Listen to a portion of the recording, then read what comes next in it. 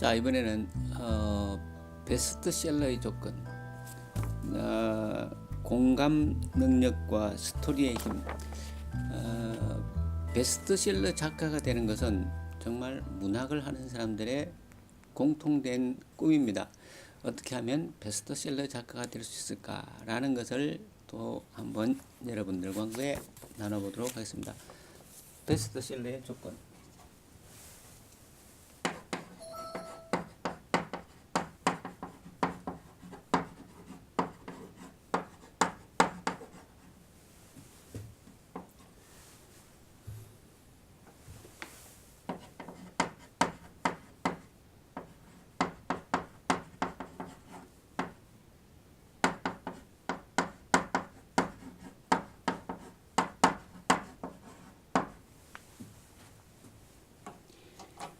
자, 베스트셀러의 조건, 공감 능력과 스토리의 힘. 베스트셀러는 결국은 공감을 이끌어내는 능력, 그 다음에 그 얘기를 재미있게 꾸려가는 능력, 이런 것이 아니겠는가라는 얘기입니다. 뭐 누구나 그야말로 공감할 수 있는 아주 일반적인 얘기죠. 그러나 작가가 작가가 되고 난 이후에 작가가 되려고 하는 분들의 어쨌든 공통적인 목적은 베스트셀러 작가가 되는 거죠. 그 대작을 만들어서 역사에 길이 남을 어떤 문학적, 업적 이런 것을 이루는 것은 물론 더 큰 꿈이겠지요. 자, 그래서 베스트셀러가 되었건 아니면 정말 고전이 되어서 인류의 문화적 재산이 되었건, 베스트셀러라는 것은 많이 읽히는 책을 말하지만 그렇다고 꼭 작품성이 높은 작품들이 많이 읽히는 것은 또 아닙니다. 영화도 마찬가지죠. 관객이 많다 그래서 그것이 작품성이 높은 것은 아닙니다. 그래서 결국은 베스트셀러의 조건과 그 문학성과는 어쩌면 동의어는 아닐지도 모릅니다. 여기서는 베스트셀러의 조건을 살펴보는 것이죠. 우리 이 한국 문학계가 만들어낸 대작들도 다소 있습니다. 있을 수가 있죠. 뭐 박경리의 토지라든지 태백산맥이라든지 이런 아주 작품들은 대작입니다. 우리 근대사의 아주 큰 격동기를 이렇게 서술해낸 아주 정말 대작들인데, 뭐 이런 작품 외에도 우리의 현실, 우리의 삶, 우리의 역사를 담아내는 서적들은 많이 있죠. 자, 그런데 뭐 이런 소위 말하는 작품성이 정말 높고 세계적 문화유산이 아니면 문학적 가치가 있는 작품들, 이런 것들을 만들어내는 것은 우리가 차치하고 저는 베스트셀러의 조건 정도를 알아보자. 그리고 이 베스트셀러의 조건도 그러니까 이게 오프라인 책인가 온라인 책인가 이 문제죠. 지금 일반적으로 웹이라는 장이 문학계에도 일상화되어 있습니다. 그래서 웹소설, 웹툰 뭐 이런 것들이 일반적으로 더욱더 많은 관심을 받고 있는데, 이것보다는 우리가 그 종이책, 말하자면 서점에 가서 직접 사서 만지고 또 밑줄을 긋고 혹은 메모를 하고 이렇게 우리 직접 사서 서재에 보관하는 이런 책에 관한 얘기를 좀 해보려 합니다. 베스트셀러가 되기 위해서는 어떻게 해야 될 것인가? 2018년도에 베스트셀러 순위를 10위까지 살펴봤더니 쭉 여러 가지 책이 있는데 1위가 나미야 자파즘의 기적. 이 책이 히가시노 게이코라는 일본 작가, 공대 출신의 작가가 쓴 뭐 소설인데 환타지 같은 소설책인데 거의 1000만 부 정도가 팔렸다고 합니다. 이분은 어릴 때부터 만화책 한 권도 안 읽은 분이다. 우리가 보통 그야말로 베스트셀러를 쓰려면 수만 권의 책을, 수천 권의 책을 읽어야 되는 것으로 이해하기도 합니다만 만화책 한 권도 안 읽었다. 그래서 이제 이분은 자기처럼 만화책 한 권도 읽지 않는 사람에게 어떻게 하면 책을 읽힐 것인가 라는 것이 이분의 과제였고, 대부분 그 스토리 위주의 구성으로 이 책은 전개되어가는 것을 봅니다.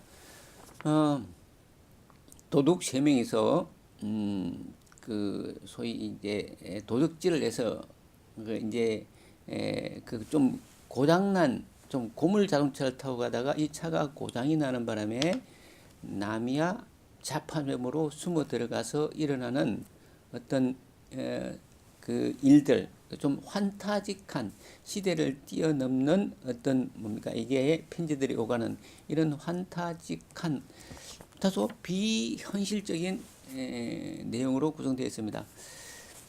어찌 보면 왜 이런 소설들이 이렇게 많이 읽힐까라는 것에 대해서 다소 의문을 가질 수가 있을 것입니다. 그러나 어찌되었건 베스트셀러 1위에 올라와 있다. 베스트셀러가 된다는 것이 우리가 살펴봤듯이 작품성이 높다는 것하고는 관련이 없을 수도 있다. 영화도 마찬가지죠. 관객 수를 많이 동원했던 영화가 작품성이 꼭 높다고 할 수는 없습니다. 그래서 베스트셀러가 되거나 혹은 밀리언셀러가 되거나 혹은 1000만 이상의 관객을 동원했던 영화들, 이런 영화들을 살펴봄으로써 이 시대에 관객과 독자가 요구하는 컨텐츠는 어떤 것들인가, 이런 것들에 대해서 우리가 한번 생각해 보는 거죠. 결국은 이 나미야 자파즘의 기적이라는 이 책도 스토리 위주의 다소 판타스틱한 스토리 위주의 책입니다. 처음부터 바로 스토리가 들어가죠. 무슨 서술 같은 것도 없습니다. 그냥 강도 도둑 3명이서 차를 타고 도둑질해서 차를 타고 가다가 차가 고장난 데부터 바로 시작을 하죠. 그래서 이런 스토리의 힘, 스토리텔링 너무 많이 얘기하죠. 이야기거리가 있어야 됩니다. 그래서 어쩌면 단순한 사건을 하나의 이야기 형식으로 이끌어내는 능력, 이것이 베스트셀러의 혹은 베스트셀러 작가의 조건이 될지도 모르겠다. 웹소설이나 혹은 웹툰을 보면 대부분은 판타스틱하고 비현실적이고 호러물이 있거나 혹은 SF라거나 하거나 이런 어쩌면 다소 비현실적인 내용들이 많습니다. 왜 이 시대에 문장이 짧고 깊은 사유를 필요로 하지 않으며 감각적이고 감성적이고 비현실적인 이런 작품들이 많은 관심을 받을까, 더 많이 읽혀질까 하는 데 대해서 우리는 한번 깊이 생각을 해봐야 될 것 같습니다. 어쩌면 현실에 대한 도피, 어떤 뭡니까 합리적이지 못한 순리가 다소 적용되지 않는 이 비상식적이고 비합리적인 현실에 대한 도피적 어떤 도피적 욕구에 대한 해답이 아닐까, 이런 생각도 해볼 수가 있죠. 그래서 어쩌면 그닥 바람직하지 못한 것이 아니겠는가라는 생각도 하지만 이런 것들을 통해서 이런 시대적 조류, 시대적 현상, 이런 것들을 통해서 우리가 시대를 진단하고 앞으로 나가야 될 우리 문학의 혹은 인문학의 목표를 설정할 수도 있겠다. 문학이라는 것은 어떻게 보면 언어를 통한 인간 가치의 실현이다. 이렇게 기술이 되고도 있는데 모든 예술 작품들이 우리의 삶을 보다 더 행복하고 또 충만하고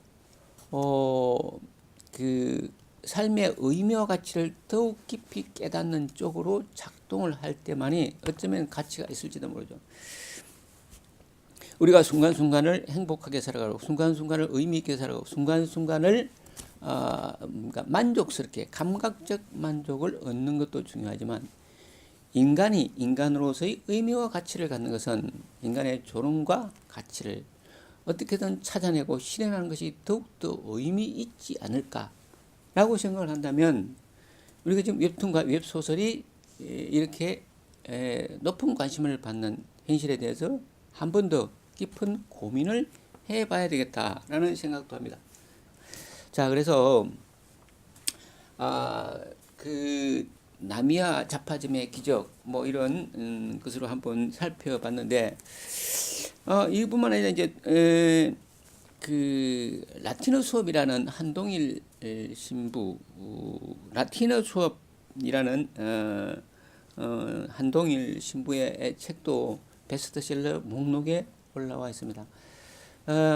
이 책은 서강대학교에서 수업했던 내용이고 이 한동일 신부가 로마 교황청의 공식 법률 자문을 하는 아주 그 라틴어에 대단히 능통한 라틴어는 여러분이 아시다시피 로마 시대 공식 언어였고 고급 언어였죠.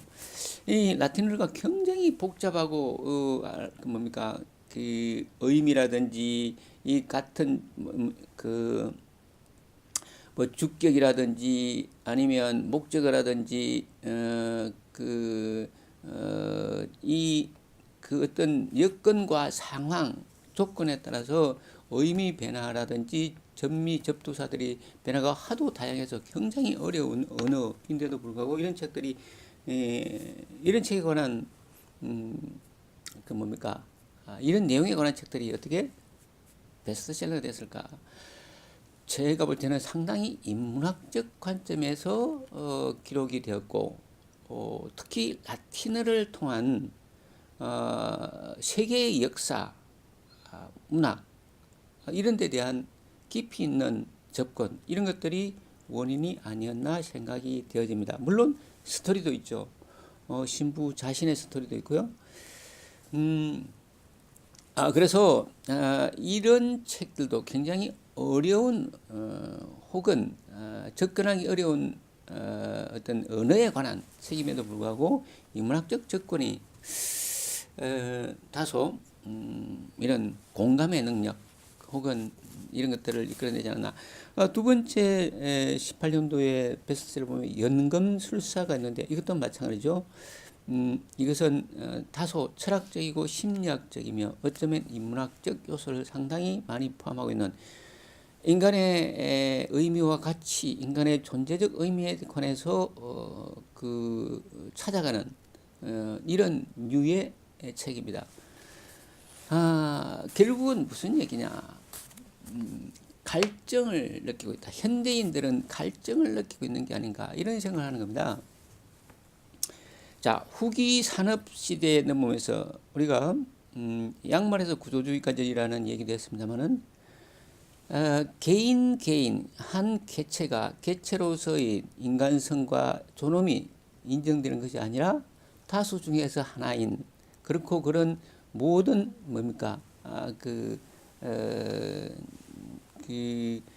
어떤 특정한 고유성이 인정되지 않는 개인의 인격과 존엄성이 인정되지 않는 이런 후기 산업사회 그리고 인간이 인간성 자체를 밝히지 못한 해체시대 후기 산업시대는 해체와 상실의 시대라고 합니다. 인간이 누구인지에 대한 개념 규정도 지금 못하고 있죠.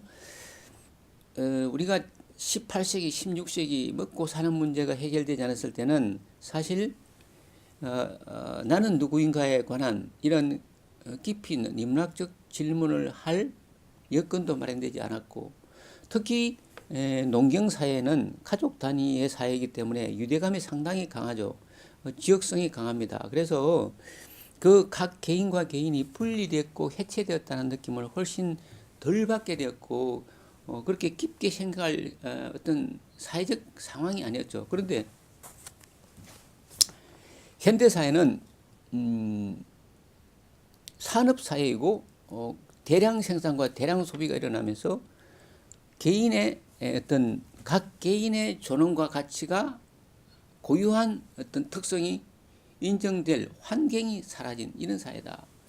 그 뭡니까? 이게 상실의 시대고, 존재의 의미에 대해서 어떤 뭡니까? 이게 존재의 의미 자체를 상실해 갔기 때문에 늘 어떤 갈증을 느끼고 있는 것이죠. 인간은 늘 갈증을 느끼고 있는 겁니다. 늘 고독하죠. 늘 불안합니다. 현실이 불안하고 미래에 대해서도 불안하죠. 오늘을 살고 있는 나 자신이 누구인지도 모르겠고, 아무것도 잡히지도 걸리지도 않는 막연한 시대를 살고 있는 겁니다. 어떤 해답을 구하고 어떻게 마음의 안정을 얻고 어떤 가치를 추구할까, 이 심리적 불안의 상태에 늘 놓이게 되어 있기 때문에 끝없이 어떤 심리적 안정을 찾아가려고 하죠. 그래서 심리학이 상당히 발달을 하고, 우울증 우울증에 관련 신경정신과에 관한 이런 상담들이 일반화되고, 이런 것들은 결국 우리가 심리적으로 케이오스, 혼돈 상태에 와 있다는 것을 의미합니다. 그렇다면 갈증을 느끼는 것이죠. 내가 근본적으로 마음의 평화를 얻을 수 있는 방법은 없는가? 정말 인간으로 태어나서 존엄과 가치를 실현할 방법은 없는가? 자아를 실현할 방법은 없는가? 난무하는 많은 이론과 어떤 제시된 하나의 대안에 대해서도 결국 어떠한 속 시원한 해답도 얻지 못하는 겁니다. 이런 시대에 어떻게든 인간의 가치와 존엄을 찾아가는 이런 인문학 서적들이 호응을 받을 수밖에 없겠다. 그러면 스토리텔링이라든지 이런 다소 이게 재미 위주의, 엔터테인먼트한 재미 위주의 책들은 이런 현실을 살아나기 위한 소재로서의 어떤 의미가 있지 않는가. 그래서 베스트셀러가 되지 않는가라는 생각을 합니다. 웹소설이 그 차원 낮은 문학이라고 말하지는 않겠습니다. 당연히 거기도 삶의 의미와 가치가 숨어 있죠. 그러나 이런 것들은 어쩌면 우리의 현실에 대한 감각적인 접근성이 높기 때문에 이런 좀 문학계에서 우리가 보다 깊은 인간의 존엄과 가치를 찾아가는 이런 노력들이 오히려 더 필요하지 않나, 이런 생각을 한번 해보게 되는 겁니다. 자, 그래서 베스트셀러의 조건 이런 것들을 알아봤는데, 결국은 베스트셀러가 되기 위해서는 공감 능력, 1982 김지영이라는 책, 1982 김지영이라는 책이 82년생 김지영이라는 책이 조남주 작가가 쓴 이 책도 그 밀리언셀러에 가 있습니다.